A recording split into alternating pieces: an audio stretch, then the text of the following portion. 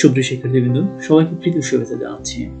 আজকের এইচএসসি পরীক্ষা 2022 বাংলা দ্বিতীয় পত্র সিলেবাস পর্যালোচনা প্রসঙ্গে আজকে আমি আলোচনা করব যারা আপনারা এইচএসসি পরীক্ষা দিচ্ছেন সেই সমস্ত পরীক্ষার্থীদের বিশেষ করে বাংলা দ্বিতীয় পত্রের সিলেবাসের নম্বর বন্টন এবং কোন টপিক থাকতে পারে সেই বিষয় নিয়ে আমি বিস্তারিত আলোচনা করব এবং কিভাবে আপনি পড়াশোনা করবেন তার একটি দিক নির্দেশনা আমি এখানে দেওয়ার চেষ্টা করব।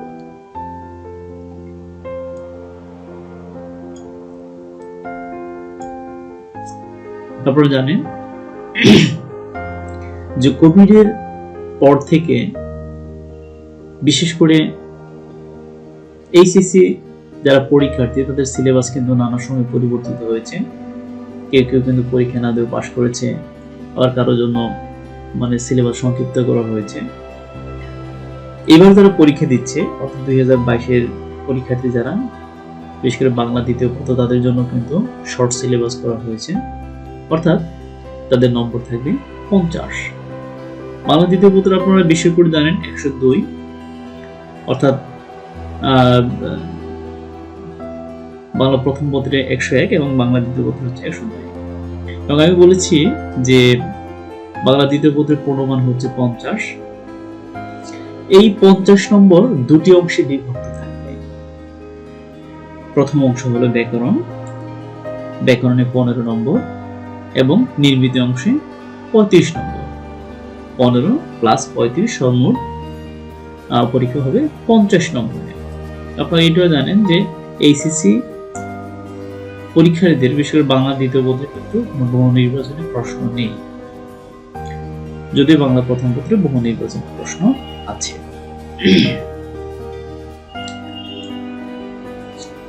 আমরা প্রথমে আলোচনা করছি ব্যাকরণ অংশ। ব্যাকরণ অংশের প্রাপ্ত নম্বর হচ্ছে 15, অর্থাৎ এই পরীক্ষাতে 15 নম্বর থাকবে। যে যে বিষয় থেকে আপনার প্রশ্ন আসবে এবং কোন প্রশ্নের উত্তর করবেন এবং কোন প্রশ্নের উত্তর করবেন না তারও আমি একটু দেখে দিতে চেষ্টা করব।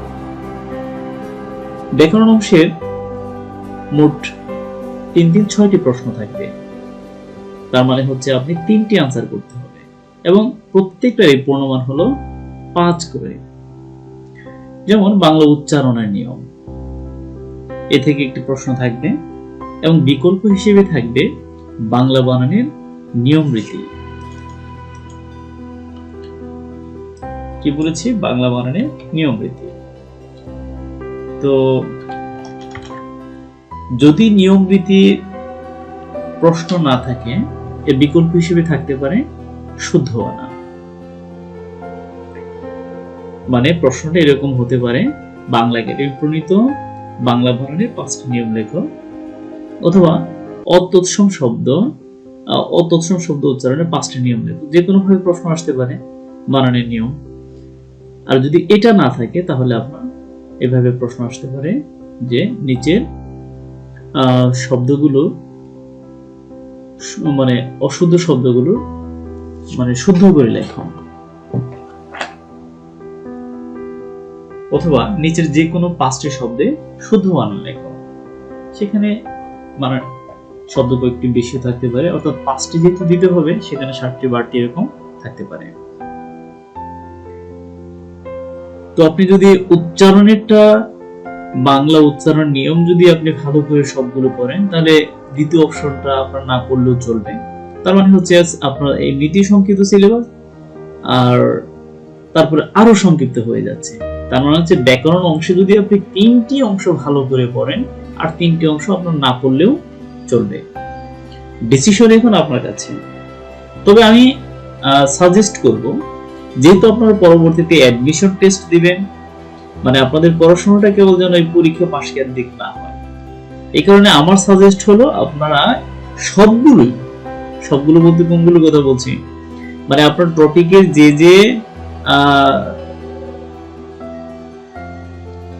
বিষয় রয়েছে, অর্থাৎ আপনার টেক্সটের যে যে বিষয়গুলো রয়েছে সবগুলো বিষয় আপনি টাচ করুন। শুধু টাচ করেন না, আমি বলবো যে ভালোভাবে টাচ করেন, তাতে করে শুধু এই পরীক্ষা পাশই না পরবর্তীতেও আপনার অনেক অনেক অনেক কাজে লাগবে। ব্যবহারিক জীবনে তো লাগবেই, পরবর্তীতে অ্যাডমিশন টেস্ট থেকে শুরু করে অনেক পরীক্ষাতেই কাজে আসবে। দ্বিতীয় প্রশ্নে আপনাদের থাকবে বাংলা ভাষার ব্যাকরণিক শব্দ শ্রেণী, অথবা বিকল্প হিসেবে থাকবে বেশ বাক্য সমূহ সমাস নির্ণয় করা, যে কোনো 5টি। তবে আপনি প্রথমবার আনসার করেন বা দ্বিতীয়টার আনসার করেন, দুইটার কিন্তু পূর্ণমান সমান 5 নম্বর। আমি প্রথমেই বলেছি যে আপনি কিন্তু চাইলে আপনার এমনিতেই সংক্ষিপ্ত সিলেবাস, এটা আরো সংক্ষিপ্ত করতে হবে। আপনি যদি বেশ বাক্য A to Z কমপ্লিট করেন, তাহলে কিন্তু বাংলা ভাষার ব্যাকরণের শব্দ শ্রেণী আপনার না পড়লে চলবে। কিন্তু ওই জায়গায় বলেছি যে ভবিষ্যতের জন্য দুটোকে আপনার ক্লাস করা ভালো। তৃতীয়ত বাক্যতত্ত্ব। বাক্যতত্ত্ব সম্পর্কিত প্রশ্ন থাকবে এবং এর বিকল্প হচ্ছে বাংলা ভাষা প্রয়োগ অপপ্রয়োগ সম্পর্কিত প্রশ্ন। এবং বাংলা ভাষার প্রয়োগ অপপ্রয়োগ সম্পর্কিত কোনো প্রশ্ন না থাকে, তাহলে শুদ্ধ প্রয়োগ সম্পর্কিত একটা প্রশ্ন সেখানে থাকতে পারে। আপনি এখানেও চাইলে কোনো একটা ছেড়ে দিতে পারেন, অথবা নিচের অংশটা অথবা উপর অংশ যে কোনো একটা ছেড়ে দিতে পারেন যদি আপনি শর্ট করতে চান। শর্ট করলে পরবর্তী অবশ্যই কিন্তু অ্যাডমিশন টেস্টের আগে আপনাকে ঠিকই করতে হবে। কাজে যেহেতু সময় আছে, অতএব সময়টাকে কাজে লাগানো উচিত। আমরা এবারে চলে যাচ্ছি ব্যাকরণের দ্বিতীয় পর্বে। দ্বিতীয় পর্বটি হলো নির্মিত অংশ। নির্মিত অংশের প্রাপ্ত নম্বর হলো 35। আমি আপনাদের একবার শুরুতেই বলেছিলাম শর্ট সিলেবাসের কারণে বাংলা দ্বিতীয় পত্রের পূর্ণমান হবে 50, তার মধ্যে 15 অংশ হচ্ছে ব্যাকরণ এবং নির্মিত অংশ হলো 35। এই নির্মিত অংশের প্রথম যে প্রশ্নটি আপনাদের থাকবে বা প্রথম যে প্রশ্নটি করা হবে সেটি হলো পারিভাষিক শব্দ। পারিভাষিক শব্দের মধ্যে ওই যে আগের মতো 7 থেকে 8টি আপনাকে দেওয়া থাকবে, সেখানে আপনি 5টি আনসার লিখবেন।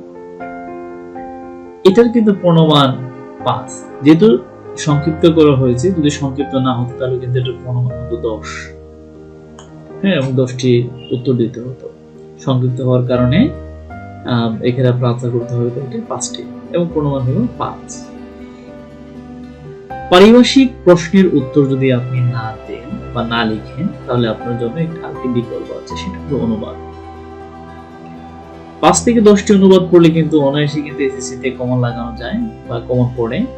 একটু চোখ কান খোলা রেখে দেখবেন যে বেশি বোর্ডে কোন অনুবাদটি বেশি বোর্ডে এসেছে, এগুলো একটু খেয়াল করলে কিন্তু নিজেই কিন্তু কমন করে পড়া যায়। পরবর্তীতে আমরা কি পড়বেন, কিভাবে পড়বেন, কোন বিষয় গুরুত্বপূর্ণ, এই বিষয়ে আমরা আরেকটি ক্লাস আপলোড করার চেষ্টা করব। একটু সময় সহ্য করে সেই ক্লাসটি একটু করার আগে আমন্ত্রণ জানাচ্ছি। দ্বিতীয় প্রশ্ন হলো আপনার অর্থাৎ নির্মিত অংশের দ্বিতীয় স্টেপ, আবেদন পত্র থাকবে একটি। আবেদন পত্রটি 2টি ক্যাটাগরিতে হতে পারে। ধরুন পত্রিকায় প্রকাশের জন্য আবেদন পত্র হতে পারে, অথবা শিক্ষা প্রতিষ্ঠানে আবেদন পত্র হতে পারে, যেমন বনভোজনে যেতে চাচ্ছেন, এটার অনুমতি চেয়ে অধ্যক্ষ বরাবর আবেদন পত্র হতে পারে। হ্যাঁ, অথবা কোনো প্রতিষ্ঠানে চাকরি করতে চাচ্ছেন, সরকারি কিংবা বেসরকারি, সেই প্রতিষ্ঠান বরাবর, কিংবা ব্যাংকে চাকরি করছে সেই প্রতিষ্ঠান বরাবর আবেদন পত্র রচনা।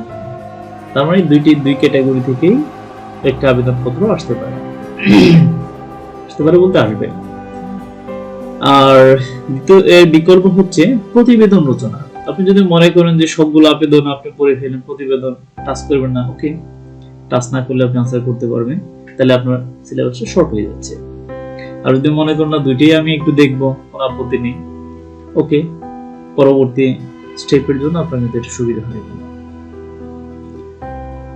আরেকটা কথা বলে রাখি, আবেদনপত্র কিংবা প্রতিবেদন রচনা যেটা আপনি লিখেন না কেন, এর অনুমান কিন্তু 10। আগে আমরা যাই কিছু আলোচনা করেছি, প্রত্যেকটার অনুমান ছিল 5 করে, এখন কিন্তু এটার অনুমান হলো 10।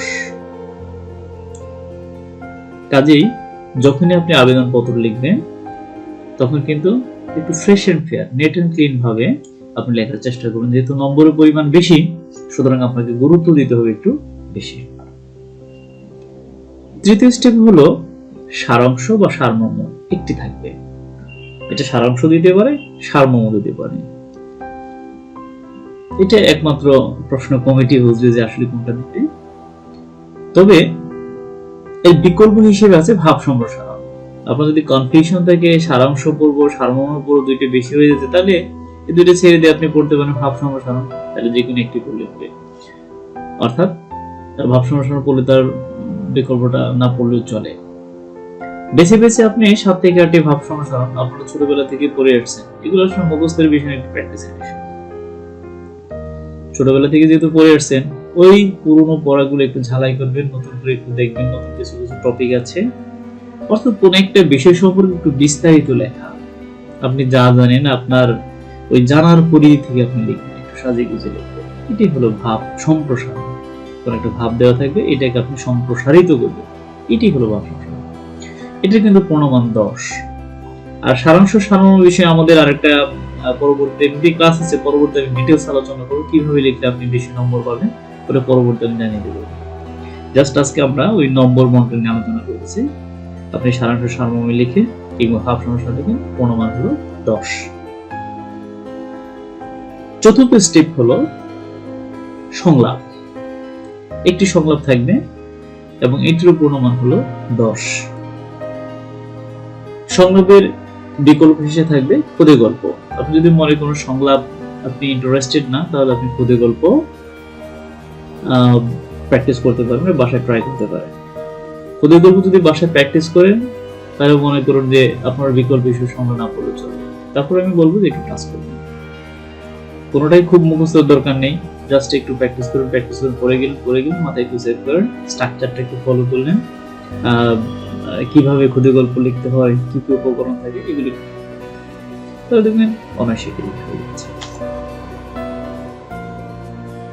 তাহলে আমাদের মোটামুটি ক্লিয়ার হয়ে গেল যে বাংলা দ্বিতীয় পত্রে দুটি অংশ থাকবে। প্রথম অংশ হচ্ছে আমাদের ব্যাকরণ অংশ, যেটাতে পূর্ণমান হলো 15, এবং দ্বিতীয় স্টেপ হলো নির্মিতি। নির্মিতির পূর্ণমান হলো 35। তো ব্যাকরণ অংশে 3টি প্রশ্নের আনসার করতে হবে এবং নির্মিতি অংশে 4টি প্রশ্নের আনসার করতে হবে।